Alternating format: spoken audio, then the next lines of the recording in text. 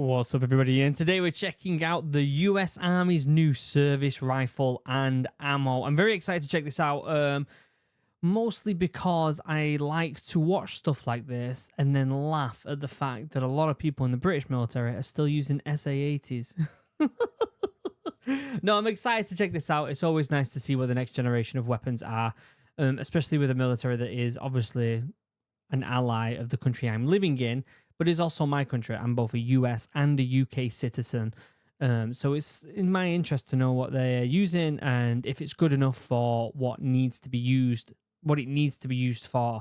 So yeah, this will be super interesting. This came out a year ago, so new rifle. I don't know when they're going to get it, but maybe we'll find out when they're going to get it in the video. This is by US Defense News. As always, if you want to watch it without me waffling over the top of it, you can certainly do that in the link down below in the description. Go over there, give it a like and subscribe first and foremost. US Defense News has some good videos, and then come back here and watch it with me waffling over the top if you want to do that. Don't forget to like, comment, and subscribe to this video. We are so close to 500,000, guys. So close. And we'll have a live stream. We'll drink some mead. We'll talk about future plans of the channel, which I'm very excited for. Got some stuff going on back here that I can't show you probably yet. Yeah, I'm excited anyway. It's going to be a ton of fun. So definitely subscribe if you're not already. We're very, very, very close. We should be able to get it in the next couple of weeks. All right. Anyway, let's shut up. Let's pull this up. Let's have a cheeky peek and let's find out what the US Army is using as their rifle. First there. Oh, so it is SIG. For a second, I saw that picture, then I was like, I'm pretty sure that's a SIG. Guess I was right there. The U.S. Army has chosen Sig Sauer not to very loud, build is and it? deliver its next-generation squad weapon variants. Am I surprised that it's SIG? I think I am surprised that it's SIG, to be honest with you. I just feel like, I don't know. I mean, I guess it's been kind of going that way, hasn't it? But I don't know. I'm surprised because is this the basic rifle that everyone in the army is going to have? I mean, come on, that's a lot of rifles. Sig Sauer has won a 10-year contract with an initial delivery order worth $20.4 million. Ooh. Under this contract, the company will supply more than 250,000 rifles and light machine guns. That's not that many, considering the whole of the U.S. forces, the whole of the U.S. How many lads are? How many people are in the U.S. Army? Let's have a look.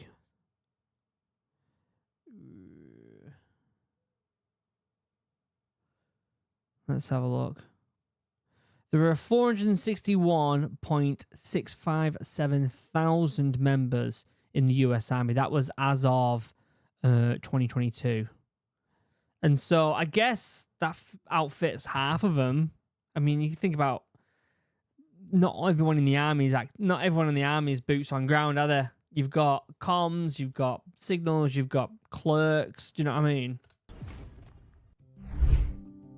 The U.S. Army will conduct additional testing of the new XM5 rifle and XM250 automatic rifle to assess whether it will be able to replace the Army's current standard weapons, namely the Colt M4 and M4A1 and another FN Herstal M249 squad automatic weapon. I mean, is there anything wrong really with the M4? I feel like it's just a solid weapon all round. I guess there's always bits you can upgrade on, right? There's always little tiny bits you can upgrade on. But at the end of the day, these weapons they're pretty solid, aren't they? It's hard to, it's hard to upgrade on something that's as good as what it is. And M4 is really good. I mean, it's definitely not an SA-80, is it? Let's be honest. Tristan Sauer, an analyst at Global Aerospace, Defense and Security, a leading data and analytics company, said, "The decision to adopt not one, but two new standard weapons systems and a new ammunition caliber for the U.S. Army reflects one of the most significant efforts to modernize more solid systems in recent history." A new ammunition caliber? That's interesting. Due to growing concerns over the lethality of infantry units in conflicts against peer-level adversaries with modern body armor, the Army has opted to forego the current NATO standard calibers while retaining a level of interoperability between the rifles and squad automatic weapons. See, I think it's more important to have similar rounds because if you're in conflict and you need to pick up some rounds and whack them in your gun, or if you need to be supplied by someone else and they've got the rounds that fit your weapon, I think that's more important than having a unique round, if I'm honest with you.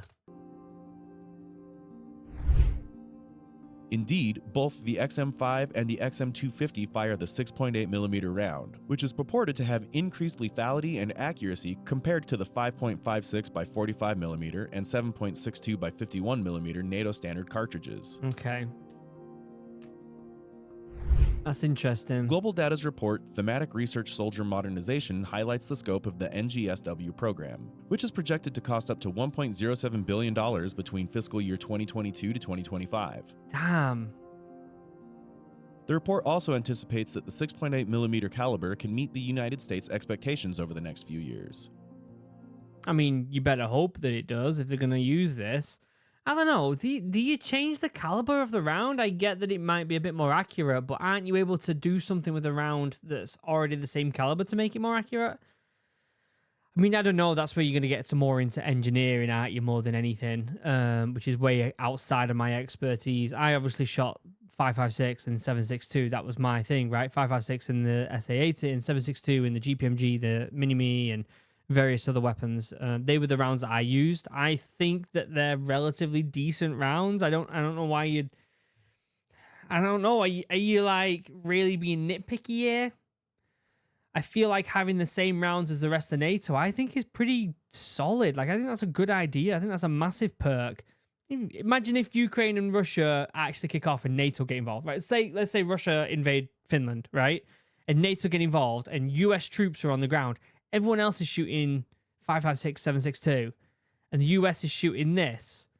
I just feel like there's a bit of unnecessary logistics there. Do you know what I mean?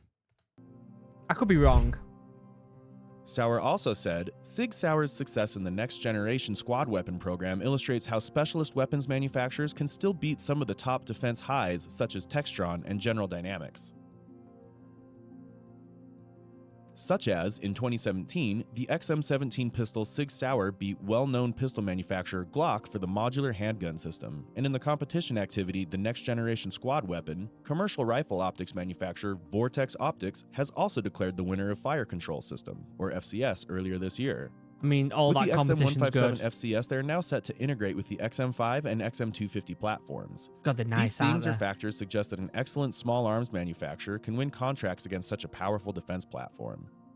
Yeah, I mean, again, the competition's important, right? You have good competition, you have better innovation, and so on and so forth. And before you know, you got a perfect rifle because you get to pick out of many different competitions, many different people in the competition, and pick out the best one, right? Like that's really, really important. So that's a good thing. That's a tick, in my opinion.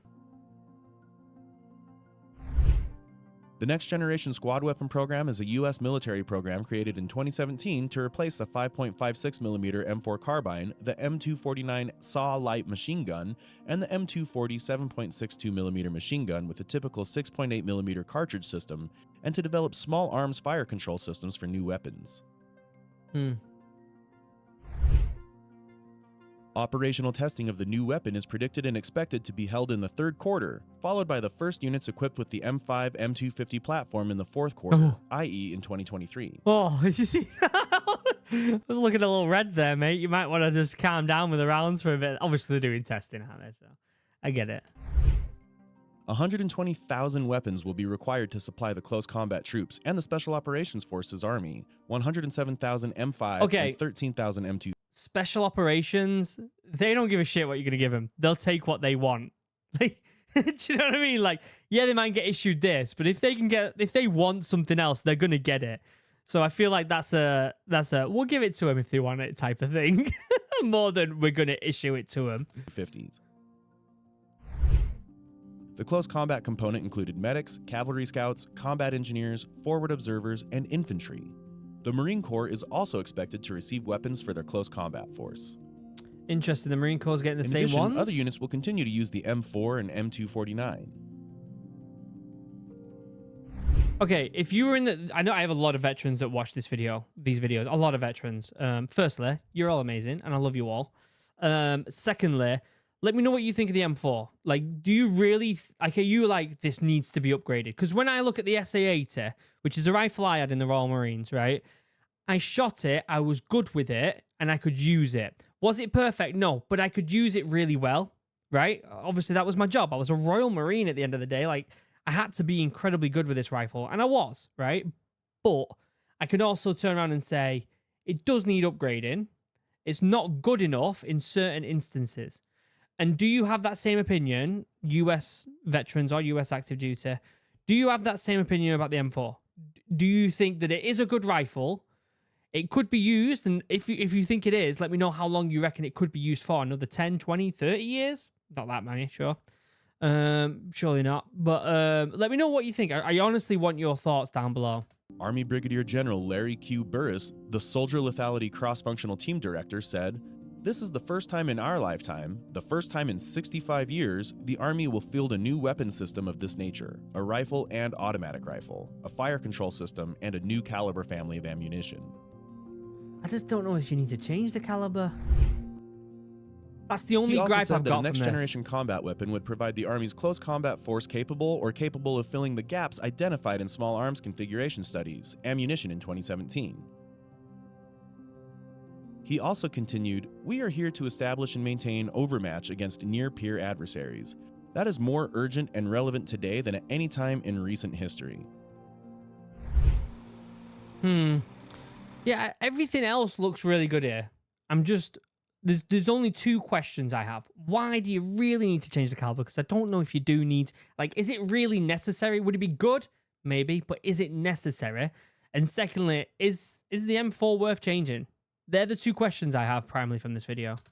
It is predicted and expected that the first Army units engaged in close combat will be equipped with this new system in the fourth quarter of 2023. So they'll have it now. Additionally, began Ron Cohen, president and CEO of Sig Sauer Incorporated, said, "The U.S. Army is taking a bold step toward the command of the 21st century battlefield, and Sig Sauer is immensely proud to be the selected provider for this historic revolution in infantry weapons." The fielding of the Sig Sauer Next Generation Squad weapon system will forever change the dynamic of military engagement for America's warfighters with American innovation and manufacturing. And according to Sig Sauer, the Sig Fury hybrid ammunition, 6.8 common cartridge, Sig LMG, Sig MCX spear rifle, and Sig SLX suppressors meaningfully advance soldier weapons technology to meet the emerging requirements of the United States Army. So the caliber is changing, but Sig are also turning around and saying, buy our specialized ammo. I don't know how I feel about that part of it. You know me, I've spoke a lot about how important military equipment needs to be incredibly versatile. It needs to be adaptable. It needs to be able to be changed and modified. And that's how something lasts a long time in the military.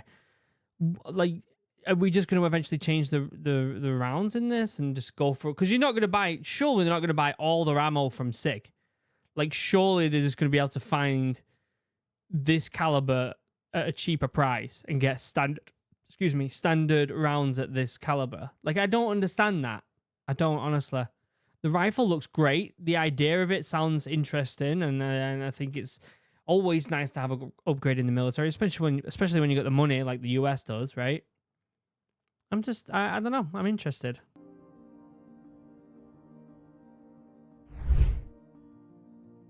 And the Sig 6.8x51 Fury hybrid ammunition uses a patented lightweight metal housing designed to handle higher stresses than conventional ammunition, resulting in dramatically increased velocity and target energy in lighter weapons. Okay. Meanwhile, the Sig LMG light machine gun and the Sig MCX spear rifle are specially made to utilize the energy of the Sig Fury 6.8 general cartridge ammunition, which allows for a more extended range and increases lethality while reducing the burden on soldiers on the battlefield. That's always nice. The Sig LMG and MCX Spear provides service members with a powerful weapons and technology advances and provides a solution for battlefield overmatch compared to the current M249 and M4A1. I'll tell you what though, the look of the Sig, like these shots that they're doing here in this like bit of a darker desert color, right? It's a really, really nice rifle. It looks really, really nice, doesn't it? Or M4A1.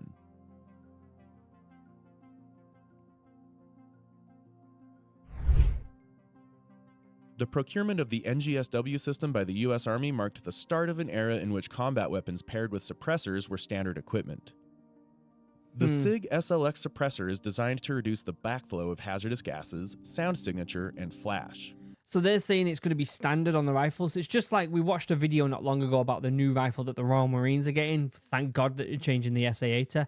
And it also comes standard with a suppressor. Very interesting idea. I understand why they're doing it, but there's a lot of complications that can come with something like that. And so I'm not 100% sold on suppressors. I just think that I think that the cons outweigh the pros. With that being said, the pros are really, really good. Like all this that it's saying right now, the way that they use the sound that it does suppress, the muzzle flashes, the whole shebang, really, really good. But I'm not 100% sold on whether this should be standard issue or that they should save a bit of money and use them as specialty items. Does that make sense? You might say that I'm wrong in the comments, and that's totally fine as well. SIG SLX suppressors feature a patented quick-release design for easy installation and removal.